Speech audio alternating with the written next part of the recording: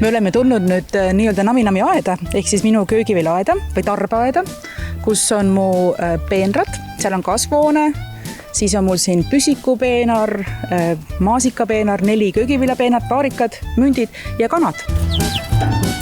Kanade pidamise idee tuli 14 aastat tagasi ajakirjade New Yorker artiklist, mis rääkis Briti disainitudengi välja töötatud linnakanade pidamise kuudist Eglu. Tema vanamal olid kanad, puukuudist, hästi raske oli puhastada. Tema siis mõtles välja sellise plastist kuudi, mis sobib linnaaeda, on hästi lihtne puhastada.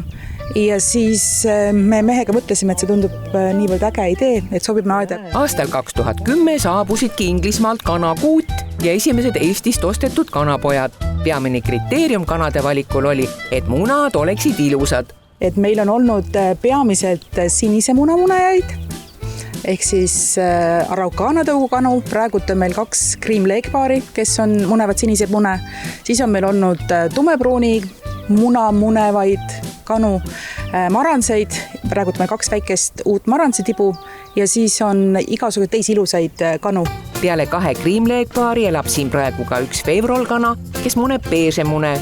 Ja lisaks 2 maransitibule veel 3 Wyandotte tibu, kes hakkavad ka beeže mune munema.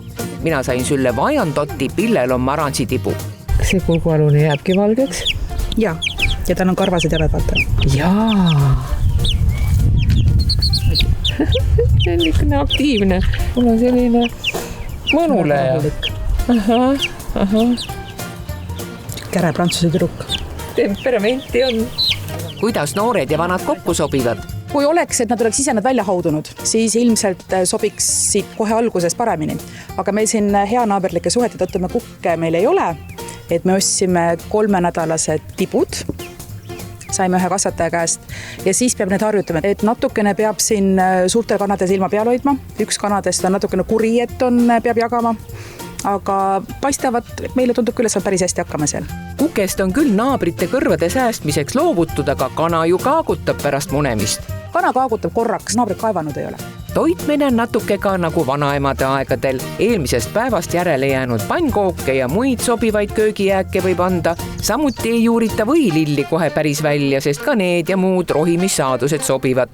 Aga kasutusel on ka spetsiaalsed munakana ja tibutoidud. Külmkanadel sellises puuris ei hakka, sest eglud ongi mõeldud ka talvel kasutamiseks. -13 kraadine on täiesti sobivad veel, kanadel on piisavalt soojem ja kui on külmem, siis näiteks selle konkreetse suuremal mudel on niisugune puhvaika käib peale.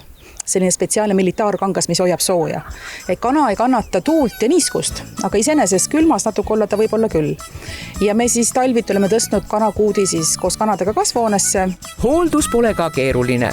Igapäevaselt tuleb vaadata, et on süüa ja juua ja munad tuleb ära võtta. Aga selline suurem puhastus on kord nädalas. Siit see luuk käib lahti. Seal on vasakut kätt on munad. Meil on 3 mune kana praegu. Paremat kätt on siis nii-öelda õrre osa. Selle plaadi saab välja siit võtta, lasta survepesuriga puhtaks. Ja siis siit saab ka sedasi lihtsalt selgelt ka, et siin on nagu saab kompostrisse peseta koos ajalehega kogu kanakakka. Kas need munad äkki tohib ära võtta? Ikka. Nii munad, siis kanad munevad siin. See pesakast on neil siin.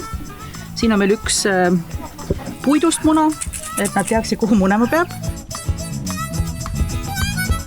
Teinekord on täitsa soojad, et kui sa kohe pärast munemist, et siis on nad täitsa mõnusad soojad. Minul on siuke rohekam, sinu käes on selline sinakam ja siis beež selline.